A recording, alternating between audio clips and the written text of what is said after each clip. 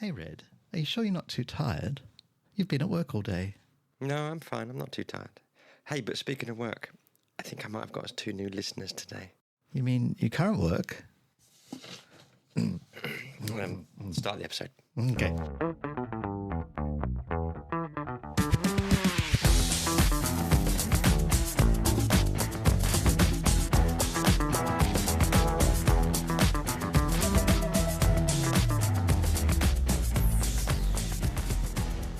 Hello and welcome to the first ever Joy Tuck Club Transpiration special. I'm Phoebe, and with me is my co-host, the perennially gorgeous Rachel. Hi. We are also known as Red+Freckles and are the team behind Too Damp Trans. Rachel, before we introduce our guest, would you mind sharing with our audience exactly what a transpiration is? Sure. A transpiration is literally what it sounds like. It's an inspirational trans person. Huh. So it's that simple. And our first ever is Meja Foss, an absolutely fascinating trans woman who shares an incredible story of, as she describes it, a speedrun transition, both medically and surgically. Meja was kind enough to really open up to us, speaking for the first time publicly about all aspects of her journey. And lest any of us be defined by our transness and nothing else, Meja is also a serial entrepreneur and creative who started her career in the video games industry before founding her own software development companies. She joins us from Norway, where she lives on a farm with her family and keeps her passion burning to help foster positive representation of the LGBTQ community. That sounds exactly like a game show intro. Oh God, it does. Let's just roll the interview and let her speak for herself. Meja Foss, welcome to the Joy Tuck Club podcast. Hello, thank you for having me. You are actually, it's so good to have you here. You are also our first ever interview. I know, I'm honoured. It's such a privilege. Well, it's important too, because one of the points of our podcast is to find and talk with and gain illumination from transpirations. And you're definitely Illumination from transpiration. That's good. And you're definitely a transpiration. Oh, thank you. A tiny little bit of background. I met Meja when I was driving somewhat aimlessly from the southern end to the northern end of Norway. I never made it quite to the top. We connected and we spent a lovely day with your family. Yeah, it was really nice. We spent a family day among the animals, cows and the pigs and the sheep. Yeah. And the llamas. It was a farmer's kind of a farm day for the whole family. Lots of people there. It was a really sunny day. And we basically just talked the whole day, didn't we? We just talked. Yeah. And you inspired me to look into FFS, facial feminization surgery, right away. Yeah. Because I'd had FFS the previous November. So this was in the summer. And then I'd had my FFS facial team in November on 2021. And so I was looking okay. The swelling had mostly gone down, I think, and I was feeling pretty good about myself. Although, wait a minute. Oh yes, I'd now just come back from. Hey, shall we just talk about all my surgeries? Because that's like, well, let's just get that out of the way because that's probably sure. So. Some people think I've speed run my transition. I don't know if that's how I would put it personally, but it's kind of an interesting way of putting it, I guess. I have done a lot in the last 2.5 years, which is basically when I hit the wall and realized I had to transition. I sometimes mistakenly say I decided to transition. That's not how you say it. It's because I didn't decide. It was like, okay, this is what I have to do. Mm-hmm. And that was Easter 2021. And so I managed to get on HRT fairly quickly relative to some people who have to wait for ages for that. I managed to get on HRT in about a month and a half. It was the longest month and a half of my life, honestly, because I was absolutely, once I crossed that threshold, I realized that I had to just go for it and do it properly. And so was that in Norway? This was in Norway. So what's the process then in Norway? So the process, the official process in Norway sucks ass. Just like, oh, can I swear? Yeah, or am I not allowed? You can swear. Right, because that wasn't a big one, but yeah. But it's accurate. the official process, I would have been waiting probably about 18 months at least. And I would have had to be living full time as a woman as well. Otherwise, they wouldn't have seen me. Bunch of stuff, bunch of nonsense, kind of gatekeepy stuff that we all have to kind of jump through, right? Yep. And it's inhumane, trying to make people do already real life experience for a year or more, whilst giving them absolutely no help whatsoever, is just cruel. So I decided not to do the official process. Once I realized that this is something I had to do, I decided I was also going to do it on my own terms, which was kind of a breakthrough moment for me. It's like, hey, I'm going to do this, but I'm going to do it my way, and so I'd saved up my money. That's the thing I'd done. I'd saved up my money, and once I was in this position of going for it, I decided, okay, I'm gonna basically use this money to fund my transition, because this is the best thing I could possibly do for myself. This is my life's present to myself. It's the biggest birthday gift I'll ever give myself, and it'll last 2.5 years. So I went private. I found someone who was basically the only private, certainly well-known private practitioner of trans healthcare in Norway, a non-binary person called Esben Esther Pirelli Benestad, who's reasonably well known in Norway, actually, and they are non-binary. They were a practicing doctor until they got their license revoked by the Norwegian authorities because they were helping trans people. Mm-hmm. So that's an ongoing legal case now in Norway. There's a lot of outrage associated with that. But I was lucky enough to get to see them, and I had to go down south. I had to travel down and meet them in person. And after a really nice little chat, they were like, "Yep, you're trans. There's no question. Here's a prescription," which is how it should be, of course. That's how it should be. Because at the time I was a 45-year-old adult with fully functioning mental capacity. And if I say that I'm trans, then I think it's really up to you to believe me, and up to the health authorities to believe me, as opposed to, saying, okay, well, you might be trans, but we're going to make you wait 18 months and go through 6 interviews and, give you all these psychologist evaluations and all this stuff. It's like, well, no, don't. Why are you doing this? I am trans, and this is what I need. I know what I need. I need HRT, and I need it now. So that's what I did. That was great that I could do that. Again, quite lucky. Not everyone can do that. A lot of people do have to go through the system. I'm now I did it in parallel. So I'm now in the system as well. I've actually gone through the entire system. I've done the whole Rikshospital system. Rikshospital are the place in Oslo where you have to go through to get the trans healthcare through the state. It's the only gender identity clinic in the entirety of Norway. And Norway's quite a big country. It's got a fair few million people, and it's the only one. So that's a bit ridiculous. But anyway, So that was my HRT. I managed to get it in about a month and a half. From that point on, I decided the one thing that I really absolutely desperately needed to be able to start living full time as a woman, because I was on HRT privately, I didn't have to do the RLE. I didn't have to do the real life experience. This was me doing it on my own terms. And I was under no illusions that I was going to be able to pass as a woman, because I had a very manly face, and people kept telling me this. People kept saying, "Oh, you've got such a manly face," and they thought they were being kind. And every time they said it, I just died a little bit inside. Yeah. So I knew the situation, and I wanted to be able to, walk down the street without people gawping at me, basically, and thinking, "Oh my God, what the hell is that freak doing in a dress?" Which is what people will think, isn't it?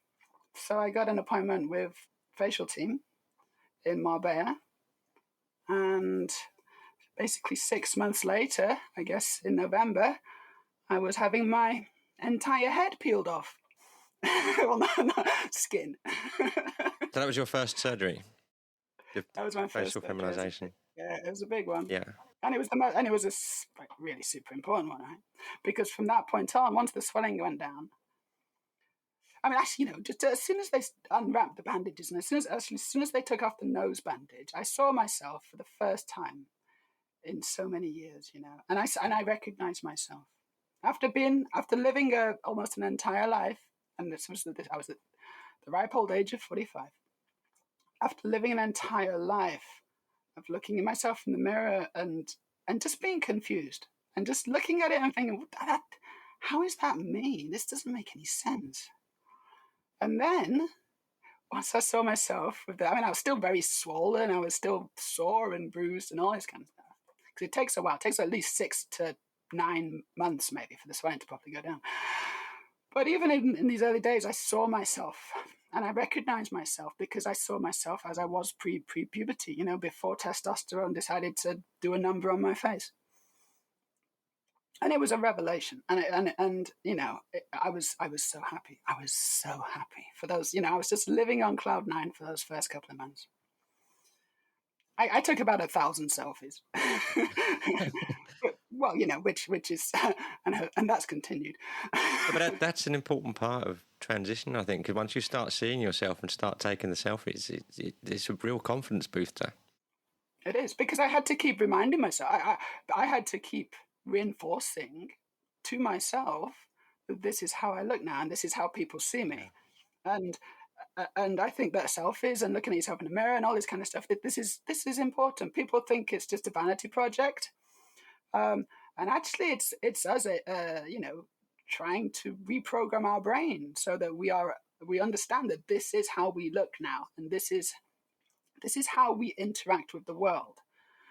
And it just feels good because it's like I guess that's how cis people see themselves in the mirror. They just see themselves in the mirror and think, yep, that's me. Mm-hmm. Everything is correct. I mean, of course they'll see themselves and say, oh, my nose is a little bit too big, or oh, I wish my eyes weren't so small, oh, I wish I had a bigger mouth, or whatever, right? And of course everyone does that. But there's a marked difference between being kind of nitpicking on your face and then also seeing a complete stranger in the mirror. Yeah. These are two very different things. So that fixed that problem. I was very happy to say. The next issue I had was my voice, because my voice again didn't pass, and I tried voice training, and it was I had very limited success with it. Basically, is what I can say with that. And also very limited opportunity to actually practice as well, because I have a family and job and limited time. I'm a very busy lady, and so anyway, I decided to book myself into a place called Medical Voice Center in Hamburg, which the surgeon is called Dr. Hess, and he does a very good job. I think there's a lot of demonstration results videos on his website, and I was impressed. And I thought that, well, that's what I want as well, because there's a mismatch. My face is kind of looking feminine. I'm sort of passing. But there was various interactions that they made me laugh. I thought they were kind of funny, but at the same time, they really kind of put into perspective what I actually needed to do, because there was this mismatch between my face and my voice. I remember one time I was at the supermarket paying for my food. She asked if I wanted a bag. This was in Norwegian, and I said, yes, can I have a bag, please? And she just did a massive double take. It was like I just hit her with a hammer. It's like You're preaching to the choir. My voice is my main source of my dysphoria. Sure. So doing this podcast is a big thing for me. Yeah, but also, there's a huge wide range of feminine voices, and I've heard the gamut, and I think only cis people really.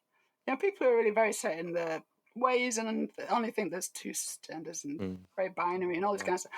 They are obsessed with this idea that you should have a feminine voice if you're a woman. But actually, you find it, when you start looking around, you find that a lot of women have deep voices. A lot of women have husky voices, and it's And also, when you're as a trans woman, or as a trans person, or as a gender non-conforming person, whatever, if you're on the spectrum, and all the visual cues or all the just the social cues say, I'm a woman, and then you hear the voice, it doesn't override anything. You still treat the person as a woman. Yeah. A lot of people, a lot of cis people specifically, they can't do that. No. And they need to learn to do that. Yeah. Okay, so after the voice, what came next? After the voice was the hips, because I was as again, I'm probably, you probably can relate. Probably most trans women can relate. We do tend to be sort of like straight up and straight down as far as our body shape goes, and it is a source of dysphoria for a lot of people. Some trans women use padding in the hips. I know that I did for quite a long time, and that really made me feel better about my shape. I've got some hips in a box in the bedroom. There you go, your hips in a box. Yep, I'm sure you're not alone. I've still got mine somewhere. But yeah, I heard about a surgery that was fairly new called the pelvic plasty, and the surgeon was actually, I was sort of surprised that they were actually doing it, because I thought it was just very experimental and it wasn't really ready to go yet. But when I found out that they were actually operating successfully on a bunch of women, there was loads of examples and things. It's based out of Seoul, South Korea. The clinic's called Onsai Baro-chuk Hospital. I'm afraid I can't remember the name of the surgeon, but so the surgery is called the pelvic plasty. I booked myself in for it. This was going to be a big one, and I was very excited about it because I wanted that shape. Yeah. I wanted wider hips that would look more like a cis woman's hips, because cis women, obviously, when they go through the cis female puberty, their hips widen, and we don't get that. Nope. So I wanted it. Obviously, the surgery doesn't quite do that for me. But what it did is they attached titanium implants. They screw them using titanium screws. It's all titanium. It's very space age. I'm mostly a robot. And they attach them to the iliac crests of the hips on either side, which is the highest point of the hips. What it does two things. Obviously, it widens your pelvis, giving you more of an hourglass shape. It also tends to sort of raise the hips as well, and shorten the waist, so that your upper body looks a little shorter, which again is a good thing for trans women. And so I went to South Korea in May 2022, so that was last year.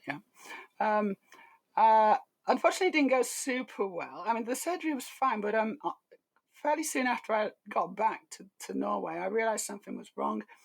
Because they also put some silicone packs in there to kind of smooth out the shape, and my right one had burst, it had ruptured. So after quite a difficult summer, having to deal with this and failing, I went back to South Korea for a revision. They took everything out, put all new stuff back in. Actually, I ended up with a better result. They put bigger stuff in because my skin had kind of stretched, and the cavities had kind of opened up and stretched, so that they could make me wider. So in the end, it's kind of fortuitous. I didn't have to pay for it, except for obviously the flights and that. But yeah, I was so happy because after a summer of struggling to kind of be mobile with this dodgy hip, a week after the surgery, I was just walking around South Korea. I was just walking around Seoul. I was doing tens of kilometers, and I was like loving it. So that was great. I saw a skyscraper on the horizon, and thought, you know what, I'm going to walk to that. And 3 hours later, I'm going to walk to that. So you were a trailblazer, weren't you? The first Western woman to have this procedure.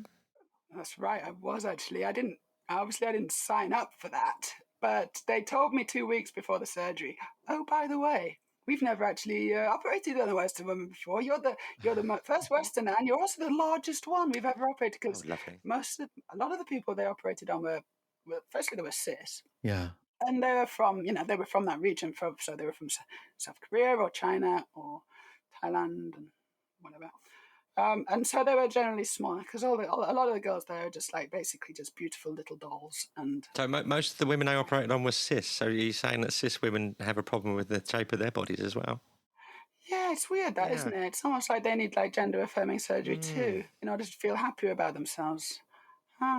Makes you think, doesn't it? But yeah, no. So a lot of them wanted more. They wanted wider pelvises. And of course they did do trans women as well, but I think that the majority of the surgeries so far. Certainly from the examples based on the website, probably are from cis women who just wanted wider hips. Yeah. But anyway, yeah, I'm really happy with the result. Super happy with the result. That's a big one as well. So then what did I do? Oh yeah, I did it with you, Phoebe. The next one was with you. We went to Istanbul. Maya's Turkey Fest. Hashtag Maya's That Turkey. was the hashtag. That was a classic. Oh, what a trip. Yeah, we went to Istanbul in October last year. Phoebe was very kindly accompanied me. It was quite the You adventure. stole it away from me. Wasn't it over my birthday? It was. Oh, was You it? took it away from my birthday, yeah. Yes. I think we sort of arranged it before, maybe even before you met. Yeah, probably. did. But yeah. Anyway, we had a fun time in Istanbul. I mean, the surgery was hard. Actually, it was one of the hardest surgeries, especially when I woke up. Remember when I woke up and I was like shivering? I still remember it really well, and I got the video. Yeah. And I was just kind of, I think they'd cooled me down for the surgery or something. But I just kind of, my core temperature had dropped below an important number. I was suffering from basically extreme hypothermia. So I got in, I was carried into the bed after the surgery. I was waking up and I just started shaking, and I was shaking the entire room. It was so violent that I've never experienced anything like it. They were trying to heat me up. Mm. And then I started throwing up all over the place. What kind of implants did you have? Did you go over muscle, under muscle? So it's under muscle, teardrop shapes. Yeah. But I'm very happy with the shape. Really happy with the aesthetic result. Unfortunately, I do believe the surgeon removed the stitches too early, and the minimum length of time to stay was probably too short. Normally they use dissolvable stitches for these kinds of things, but this guy didn't. So I still have an open wound underneath my left breast. It's still there. Kidding. Wow. This is like almost a year later, and so I have to dress it every day. It's not infected. It's never been infected. It's just open to the elements. It's getting smaller. So I look at it and I've taken photographs and I can see that it's just gradually getting smaller. But I mean, it's there's always risks. There are always risks to surgeries, even breast augmentation, which you would think would be fairly safe, fairly standard. I don't know any woman who's been unlucky enough as me that this has happened to, but I just deal with it. And I most of the time it doesn't bother me, and most of the time you can't tell. I mean, I think I've got pretty good tits, right? Mm-hmm. But it's hopefully one day it's going to actually close. The wound's going to close. That would be nice. So you're the only other woman I know that's had under muscle, same as I have. How was the recovery? Did you get those horrible chest spasms? No, I didn't. As far as the recovery, apart from that initial couple of hours from hell after coming out of general, it was okay. I mean, I'm used to pain and suffering by now, so it was standard. It was, it wasn't as bad as FFS from after that initial part. And I guess 3 or 4 days later, I was kind of walking around very slowly, and it was fine. I also got a facelift as well, I should mention. But it's because normally a BA is quite a quick operation, but I threw in a couple of other things because it was Istanbul and it was all kind of bargain basement prices. Yeah. And actually, I was really happy with the facelift. It knocked a good few years off my face. I'm very happy to say. But it's also kind of an interesting, because it's sort of not just for vanity.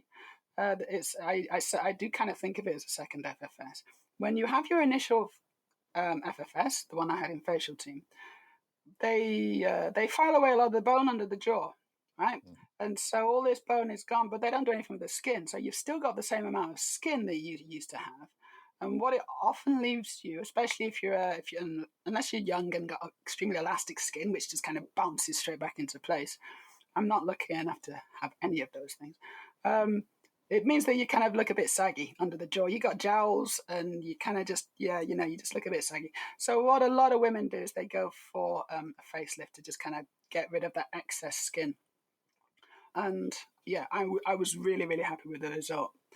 I did a few other little things, but those were the main So things. how did Turkey compare for, you said it's like a bargain basement prices. How did you feel like the treatment out there and the aftercare and everything compared to your previous surgeries? I think probably you pay your money and you take your choice, don't you? It's I suspect that I would have had maybe a slightly easier experience and potentially a better, less of a complication perhaps if I'd have gone somewhere and spent a lot more money. If I'd have gone to perhaps Ocean Clinic down in Marbella, they do BAs, they know all about trans women as well. I'm not sure that the surgeon had much experience with trans women, and I'm not sure he had much experience with using the larger size implants that I needed in order to balance out my relative shapes. So that's possibly why we've got complications. Right. So yeah, I'm not sure what to do about it other than just to wait and see if it closes. But I am going to I'm going to mention this to my GP now, because my GP has been saying, look, don't worry, it's going to close. And here we are 10 months later. And I'm like, you said it was going to close. We tried it your way. Can we try my way now? Can you just suture it, please, now? Yeah. Which is what I've been asking for ages. Good Lord, it's just a bunch of stitches. I know. I'll try again. But anyway, that was my penultimate surgery. The last surgery I had. So this is how many are we up to now? 6? This is going to be the 6th, isn't it? It's ridiculous. This is my last one. And I've just come back from Thailand and I've just had SRS in Thailand. So I'm sitting on this cushion. I'm sitting on a cushion with a hole in it. Yes. Hemorrhoids. Not quite. Front hemorrhoids. No, it's still quite sore and sensitive and delicate. It's been 2 months. Yeah. Actually, it's going to be 2 months in 2 days, I think. Wow. Has it been long that quickly? I can't believe it's already 2 months. I was in Thailand for a little while. Yeah. I didn't want to make the same mistakes that I'd made in the last 2 surgeries, where I just I stayed for the recommended length of time, and then I went home, and then I had complications, and I was like, right, I'm not going to do that again. I'm going to stay for longer than they recommend. So I stayed for almost 2 months in Thailand, and just to make sure that everything was going to be okay. Just to make sure that any complications were going to be caught while I was there, and they could fix it and revise it right there. And of course, you take an umbrella with you, and it doesn't rain, right? So everything was fine. And but it's but that's okay, because if I hadn't done that, then yes, my vagina would probably have fallen out. So glad that didn't happen. No, I'm glad that didn't happen. Well, there's time yet, but hopefully it's not going to happen.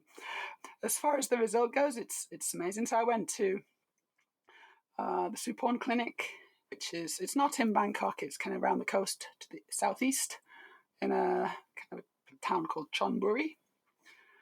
And it's quite amazing. It's like a trans haven again. like Facial Team, Phoebe. When you're in Facial Team, and there's lots of trans girls just walking around the streets, and you could go make friends with them and socialize and stuff. It's a bit like that. Yeah, great experience. Except double. It's twice as much. So you can really. I know we're all in the same hotel, and it's quite a big hotel, and we literally take up entire floors of this hotel. So it's trans central. You can just hang out with other trans girls, breakfast, go to the rooms, imbibe the local cuisine. Thailand's quite good because they don't regulate marijuana. It's not regulated. part of the pain regime that we were, or part of the the dealing with the pain or whatever. A lot of girls kind of self-medicate in that regard. It works pretty well, I gotta say. Killer. I didn't know. It is absolutely, but the thing is, it absolutely is as well, isn't it? So I had it was the best of times and it was the worst of times, because I was surrounded by all these amazing trans women. We're all in the same boat. We're all kind of recovering either from primary surgery or from revisions. A lot of girls come back for revisions because they want that perfect pussy. I don't know if I will. Honestly, I'm not sure I'll go back unless once it's recovered, I kind of just think it looks like like, what the hell's that? What have I done? Then I think I'm going to be fine, because there's a whole range of, like, a lot of girls, like, they just want the perfect pussy. They've seen, they've got obsessed with this kind of idea of this just like perfect, cute little thing, and I'm like, yeah, that's cool, but you know what? I've seen a lot of pussies in my life, and none of them are perfect. It's fine. No, it's true. It's like the imperfections almost make it more authentic. Yeah. But anyway, no, it was really hard. I got addicted to drugs. I got addicted to opiates without realizing it. I was on the tramadol, and I was using it for pain relief. I was following the recommended guidelines for tramadol, and I was like, this is fine. Two tablets in the morning, 2 tablets in the evening, and it's really helping me with the pain. Good. Got a different pain medication, gabapentin for nerve pain, which was starting to kind of flare up. And I was like, okay, brilliant. I'll take this, and I'll just take this instead of the tramadol, because I should point out that the communication, it's a language barrier thing, right? So the communication is not always that good, and it's not consistent between the patients and the clinic. So you sort of have to. You're sort of on your own to a certain extent. And they handed out these tramadols like candy, They were just giving it. I was like, I've run out of tramadol. And they're like, okay, we'll give you twice as much. I was like, brilliant. So my body had become completely dependent on this. When I switched my pain medication that night, I was shaking and just aching and just sweating in bed, no sleep whatsoever. The next morning, I was done. I had no energy. When I got out of the bed in order to go to the toilet, because then I had to start going to the toilet an awful lot, and I could barely make it without fainting, without passing out, because I was so wiped out. And a lot of girls go with companions. A lot of girls kind of take the mums or the significant others, or friends or whatever. It was just me. It was just me on my own. So that took about a week to get that out of my system. And it was a really, really dark week. That was one of the hardest times that I can think that I've ever had to live through, quite honestly. Because I just got this new pussy. Yeah. And I didn't want it to get damaged. And I was going to the toilet every half an hour, making the most disgusting things in the toilet. And it was just going everywhere. I don't want to go into too much detail because it's gross, isn't it? But it's also, you can understand the problem, right? Yeah. I'm amazed I got through it. There was no other way to go. I got through it. I got through that week, and I lost about 10% of my body weight. Yeah. Is that normal? I've heard that with SRS. That's a thing. Yeah, it is a thing. It's I was already struggling with my weight. So I was at 77 kilograms when I left. After the surgery, I was down for sure. After that week of just lying in bed shivering and intense diarrhea, I was down to about 69. Wow. And I've managed to put it back on. So, well, not all of it, but I'm making a good effort to put it back on again. So back to a healthier weight. Yeah. I still can't go back Hopefully to the it's gone gym. back on in the right places as well. That's the idea. It's like you automatically cycle your fat, your distribution, don't you? And a lot of girls do that on purpose. That's it. That's something we're going to talk about at some point. Weight cycle. Yeah, it's a good thing to do. It doesn't work for everyone, but for the people who it does work for, it works really well. So, the idea is that you just lose weight. Sorry, go on. Oh, weight cycling through SRS, good. Weight cycling through an opioid addiction, bad. Well, you got to look at the silver linings. Yes, I was addicted to opioids, but I got free weight cycling out of it. So, it's never so bad as it's not good for something. Every cloud. How long did your withdrawal symptoms last? It was about a week. About a week. Whoa. Yeah. And then I was, weak as a lamb or kitten, whichever animal it was. Yeah. I was as weak as one of them, and just slowly managed to pick myself back up. But But yeah, so apart from that terrible, terrible experience, it was really incredible to hang out with all these other amazing trans women, inspirational. But by the end of my stay, I was kind of going to the pool. I bought myself a bikini and I was just chilling by the pool in my bikini at the hotel. So it's just like, it wasn't, I just kind of walked down to the 4th floor and I was at the pool. Got a bit sunburnt because it's really easy to get sunburnt in Thailand. Even if you, the sun is really intense. So you've got to apply it like every half hour sunscreen. But it was fantastic. I had some really nice times. I had some really amazing chats. I made some really nice friends who I hope I can keep in touch with. And now I'm back here, and I just miss them because going from that kind of environment where we're all so many trans women, so many inspirational, kind of funny, intelligent, cool people, and then I'm back on my farm and I'm surrounded by sheep and farmers. What effect has the surgery had on your dysphoria? That's a good question. So what? The bottom surgery or just all the surgery? But the bottom surgery. So again, it was a little bit like the FFS, in that everything suddenly felt right. Once I looked at myself in the mirror, and I didn't have this silly dangly thing that I never really got on with. Quite honestly, it was never really for me. And so I looked at the mirror and I was like, yeah, that's just right now. That's good. That's how it should be. I feel good about that. I love the fact that I can wear bikinis and it's just flat. There's no worries about tucking. You know what? Are we allowed to talk a little bit about sex here or what? Is that okay? Yeah. I love the fact, this is something I really like, is that I can be aroused and no one knows. It's my little secret. No one knows. I can be as aroused as I like, and like there's just no sign. And I think that's really cool. So when you've got a dick and you're aroused and you kind of like maybe I don't know. I've had this experience. You're smooching in a nightclub or something. And you're like, right, I'm going to go get another drink. You get up and then like, no, actually, sit back down again. Yeah. I'm not going to get another drink. I'm just going to wait a few minutes and then I'll go and get that drink or something. Because you can't get up. You've got to wait.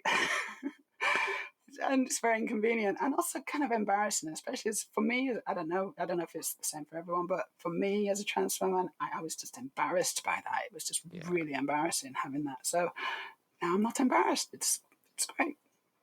What is hard is dilating 3 times a day. That's not fun.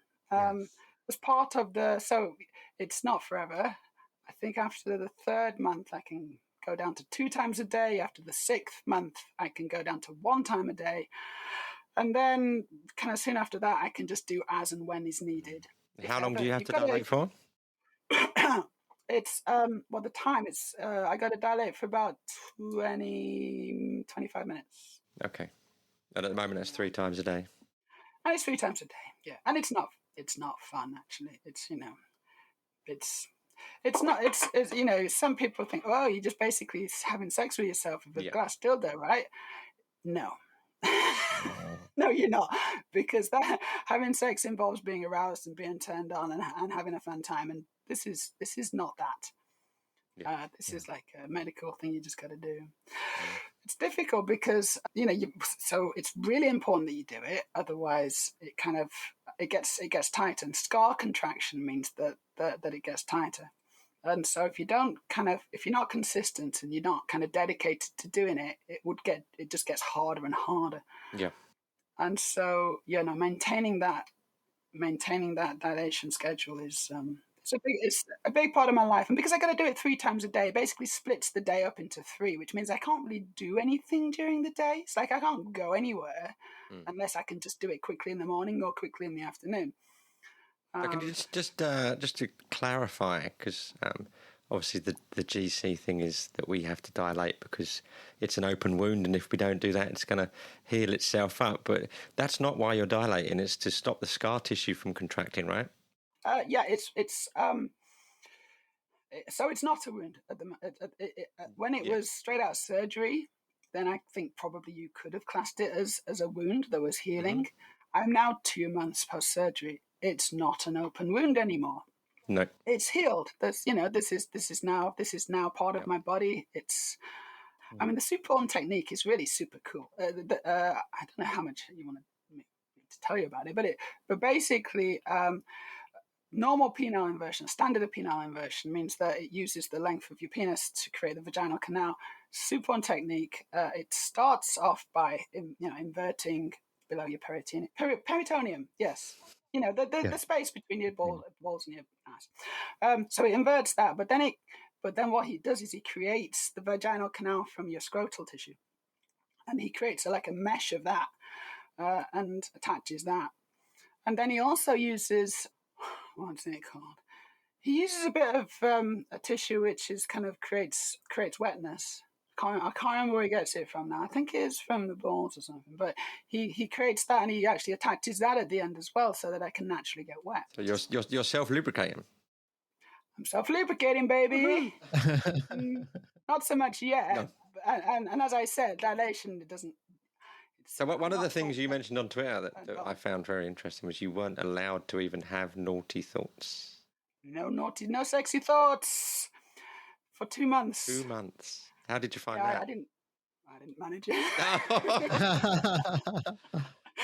I mean, I can't control my dreams, can I? Yeah. So I was having these intensely erotic dreams at times. And I woke up and I was like, yeah, that was a nice dream. Oh no, what have I done? I've broken my vagina. It's like, I haven't. It's fine. The reason we shouldn't have sexy thoughts is because, again, the supporting technique, which is slightly different from a lot of, radically different from a lot of standard techniques, is that he uses erectile tissue that used to be in the penis, and he places that in places where cis women's, kind of vagina would get engorged. Once it fills with blood, it gets engorged. It kind of it's like a lady boner, I think is what it's called. And so that's what I get as well, and it kind of feels quite nice. So did you have to stop your HRT for your surgery as well? Yeah, I did. Yeah. So I'm guessing if you're not on T blocker, it's you're not producing testosterone straight after anyway. I don't produce testosterone anymore, so that was nice. I've got a whole packet of bicalutamide that I'm never going to use again, and it's really nice to not have to worry about.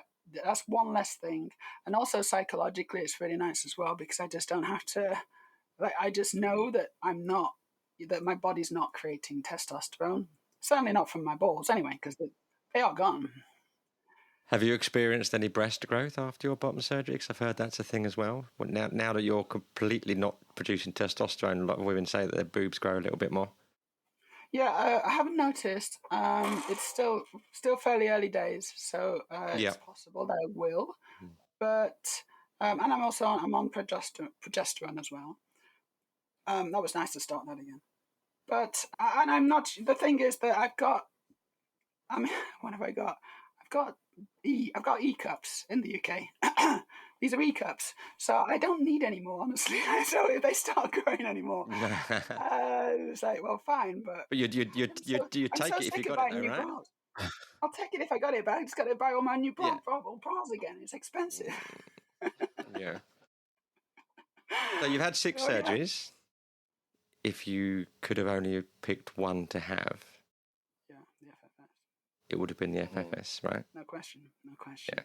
Because it's how we socially interact with the world. It's how people see us, how people interact with us. And it was just so nice to see myself again. As I said, it's just so nice to recognize what I used to look like before testosterone did its thing. Yeah. You described it in the same way I do. Because I had it in December last year, and it was the same feeling going from, who is this person in the mirror? I don't know them. They're a stranger, feeling quite out of body as a result, to, oh my God, that's you. That's actually you there now. And that happened for me about 2 weeks after the surgery. Yeah, similar for me. Yeah, it was when the nose bandage came off for me, and that was just a revelation. It was so nice, so nice. And since then, I've never really been misgendered. Like, so, but some people get misgendered because the thing is, right, I don't pass. And I think that this is important. This is an important thing to maybe just touch on, in that when I'm walking down the street, I'm taller than your average woman. I got broader shoulders than your average woman. People notice me, and I'm pretty sure that they're like, "Ooh, what's going on there? Is she trans?" That's kind of what I imagine is going on. But I guess I don't really know. But that's what I imagine is happening because I do get a lot of looks. People do kind of just go up, especially in this little town that I live in. I can't walk down the street and just blend in. Yeah. Because I'm usually literally the only other person on the street, so that there's no one else to look at, and so that they just sometimes are a bit rude, and they just kind of just stare. Or maybe they're staring because you're so stunning. There's that possibility. Yeah, that's what always goes through my mind because I have much the same thing. I'm tall. I've got bright red hair. You're not going to notice me if I'm walking down the street. But I like to think people are looking at me because they're like, "Hey, look at her. She's hot." I mean, it could be the massive pair of angel wings that I wear as well, and my tiara and my fabulous high heel boots. I don't know. It could be that as well. I'm not sure if that's what they're looking at, but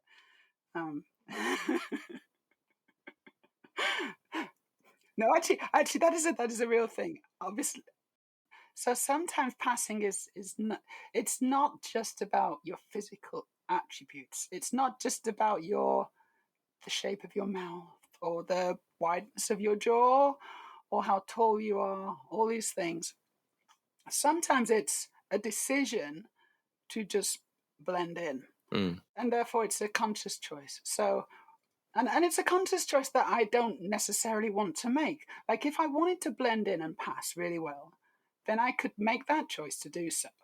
And I probably could do a better job. Right? I could do a better job. I could wear quite plain clothes. Mm-hmm. I could wear, no colors. Yeah. Grays and browns and blacks.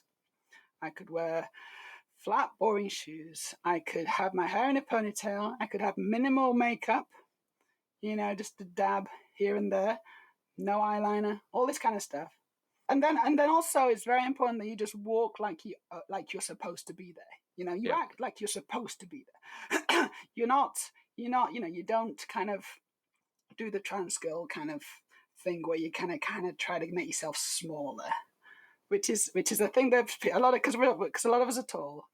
Sometimes girls get into this kind of thing where they kind of hunch over a little bit just to kind of bring themselves down so that they're smaller, so that they feel like they're not, because they're very aware of the height. Instead of doing that, you just own it. You just own it. You just exactly. Walk straight back. Yep. Confident. I'm supposed to be here. This is me doing my thing. And I don't care about anything because I've got a thing to do. I need to go get milk from the shop, or I'm going to go and meet a friend for coffee. And this is me, and I'm confident, and I'm strong, and I'm meant to be here. Stepping out of the shadows. Yeah, and then if you do that, then you can start to maybe pass as cis, if that's what you want to do. But I'm not 100% on board with that whole idea. It's like I'm proud to be trans. I think that I am. This is a badge of honor and pride for me because I've been through so much to be myself. Like seriously, a lot. The surgeries obviously have been, firstly, very expensive, and secondly, very painful and hard to recover from. But also, just making this change and losing all these things that I used to have, like male privilege, like a loving relationship with my wife, all these things that I've had to sacrifice in order to be myself. I'm happy for people to kind of see this person, see this woman walking down the street confidently. Yeah. But also it's like, oh, she's different. She's maybe trans. Wow, that's inspirational. Yeah. Because I also quite like the idea of trans. This is like, just by my very existence, I can trans people. People who are already trans, right? Of course, there's no such thing as transing cis people. That doesn't happen. That's not possible. But if you're already questioning, if you already kind of know there's something wrong, if you are basically trans and you're either not necessarily completely aware of it yet, or just finding the courage to do something about it. Seeing someone like me living my life and being confident and having fun and doing all the things that I can do now, which is a lot more than I ever could before. Yeah. It's inspirational. And Transpirational. Transpirational. I'm really happy to be able to be part of that, honestly. I think it would be a shame to hide. So this ties in nicely with one of the questions we were going to ask, and that's it's the magic button question. Oh, yeah. If there was a magic button in front of you that if you pushed it would make you cis, would you press that button? Yeah, but the thing is, I'm going to betray everything I just said and say yes. I would, because I would have had such an easier life. I never asked for this difficult life. If the button, I press the button and suddenly I'm cis now, but I have all the memories of being. So this is because it's a tricky question, because it doesn't necessarily make sense. Because even if I press the button, I'm assuming I would suddenly have all the physical attributes of a cis woman. So I'd be able to. I didn't say you'd. I didn't say you'd be a cis woman. Well, sorry. So what did you? Oh, a cis man. You could be either. Well, but you wouldn't be trans. I don't know who that person would be. I don't know who that person would be if I was a cis man. It wouldn't be me, that's for sure. So that's basically a button. I will destroy myself. Boom, gone. Pretty much, yeah. That's not a button I would press. But yeah, let's clarify what the button does. Let's say a cis woman. So a cis woman, yes, I would do it. Yeah. But then the question is, do I retain all my memories? Have I had this history of my life up until now, and then suddenly I have the physical attributes of a cis woman, which is fine. But you know what? I'm still a trans woman. Even though I might look like a cis woman, I can't just get rid of all those memories. I can't get rid of all that history and all those experiences that I've had. So even though I might look like a cis woman, I'd actually just be a trans woman who passes extremely well. So what if pressing the button made you, went back and changed you from when you were younger, so you were cis all through your life, so you wouldn't have had any of these experiences and it would actually change you as a person? Would you still press it? I would have had a completely different life, wouldn't I? Yeah. And so you wouldn't be you anymore? So I would only be able to remember all these things that have happened to me, but they didn't actually happen to me. They would just be memories. They would be kind of just, fuzzy memories. It's like, oh yeah, I remember having those cis friends at school. I remember being raped that time by my boyfriend. I remember, getting pregnant and then having to have an abortion because I was only 16. I remember all these things, but they didn't actually happen to me. Did they? I mean, because they didn't, because this is just a button that's made me think that it's happened to me. So would I press that button? No. What the button? So I would ask for a different button. I would ask for a button that says you can go back in time, and this time where you kind of had the opportunity to be cis throughout your life, you can take it. Here's your life again, basically, but this time you can be cis. And I'd also like to retain all my memories from this life as well as trans. Thank you. Because then I'd still be me, and it would just be an extension of my life, and I'd be able to compare and contrast, and I'd be like, wow, being a cis person is like also shit, but in different ways. but maybe easier. So, okay, if you could go back in time and speak to your younger self, what advice would you give to yourself? What would you say? I don't know, and I know these are popular questions. Yeah, that's why we've stuck them in. But I also struggle with them because it took me a long time to not dwell on the past, to not dwell on how I just, I wish I could have transitioned when I was young. I really do. But I just don't know how I could do it. And I've thought about this question, and even if I could go back in time and talk to my past self, and somehow that would also be me, and I would be able to fix everything, and none of this is how anything works, but you know what I mean. If I could do that, what would I say? How would I actually enable myself to transition and become my true self? And honestly, I don't have a clue, because so let's think about it. This is the 1980s. There was no possibility of getting onto puberty blockers in the UK at this time. The only place I could go to get on puberty blockers to avoid the first puberty, which wrecked me. It was so traumatic, and it wrecked me. So I would absolutely want to avoid that. I would like to go through the correct puberty for my gender, which is obviously a female puberty. So I'd need to go on puberty blockers. There's nowhere in the UK to do it. I'd have to go to Amsterdam. There was a clinic in Amsterdam that were doing it around this time, about 1987, I think, just before I started puberty. So mum and dad, hi, what we need to do is we need to, forget about all this life. You need to quit your jobs and we need to go to Amsterdam and become citizens in Amsterdam so that I can get into, it's like, that's not going to happen. Okay. It's like, what are you talking about? You're just an 11-year-old. Be quiet.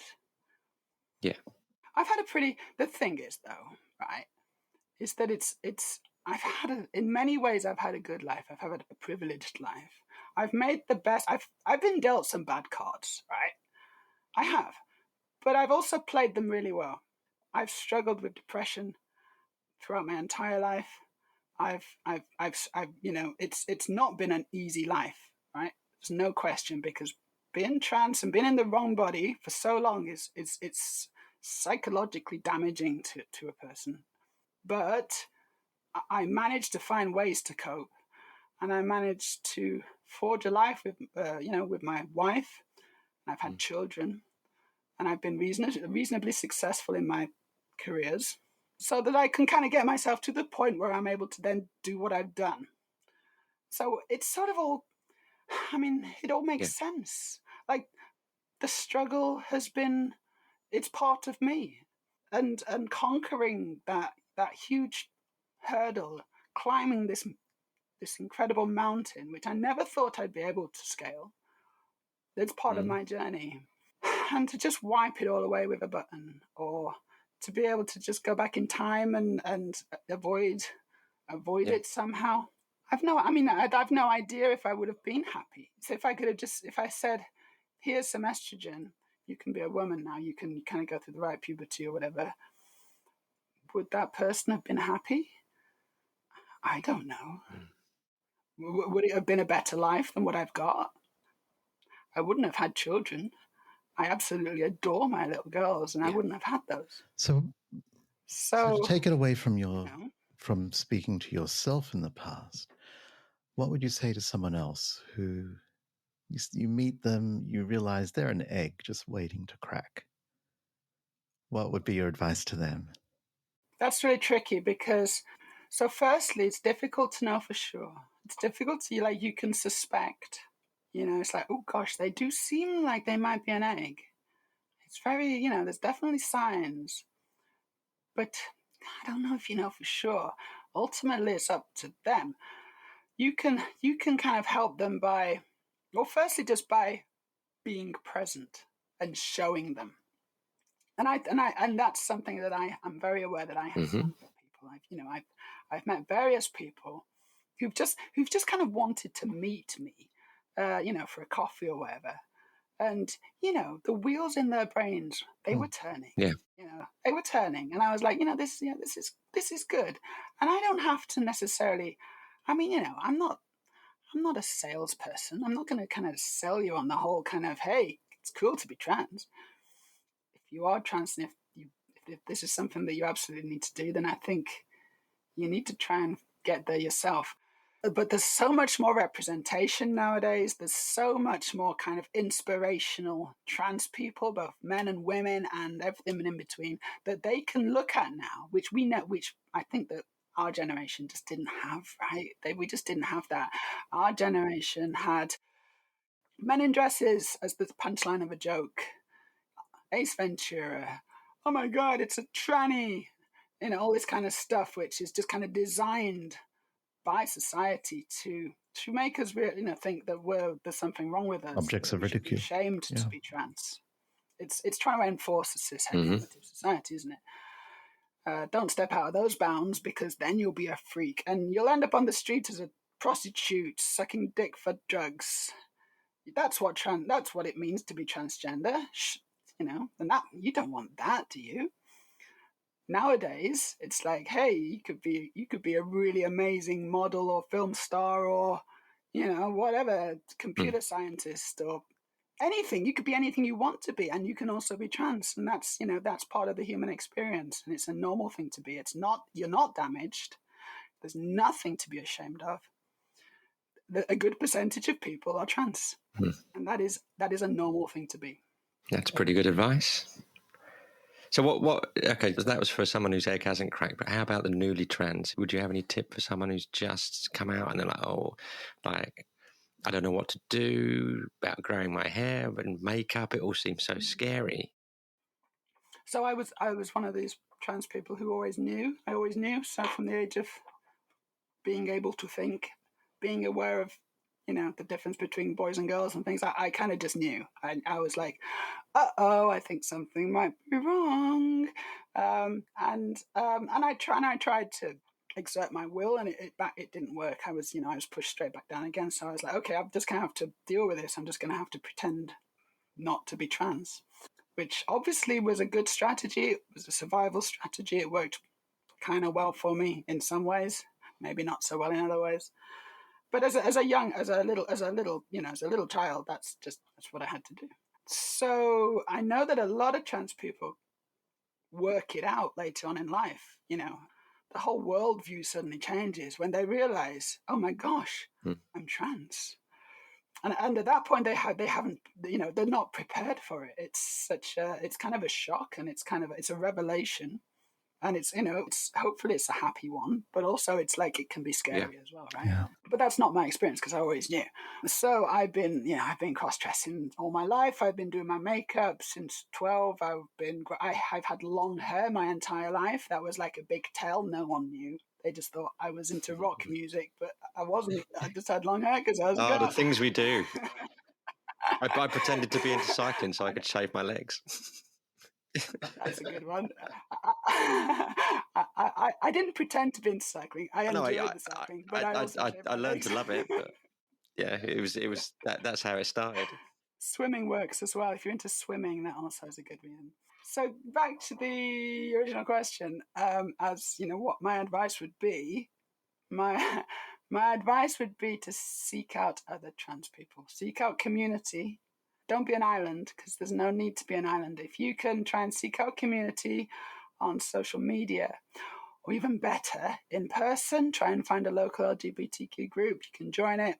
They will accept you. We are a very, very accepting bunch of people. And, you can turn up however you like. You don't have to present in any way. If you tell us your pronouns and who you identify as, we will believe you. Of course we will believe you. There's no right or wrong way to be trans, right? There's no right or wrong way to be trans. And if you're early on in your trans journey, it's like maybe you do want to wear that dress. Maybe you do want to grow your hair or wear a wig and put on makeup or whatever. Maybe you want to do that and you just don't have. It can be quite a scary proposition, right? So you don't feel you have to do any of those things in order to try to seek out community, because I really don't think that you're going to be judged. I would certainly hope not anyway. It would be very hypocritical of people to judge you.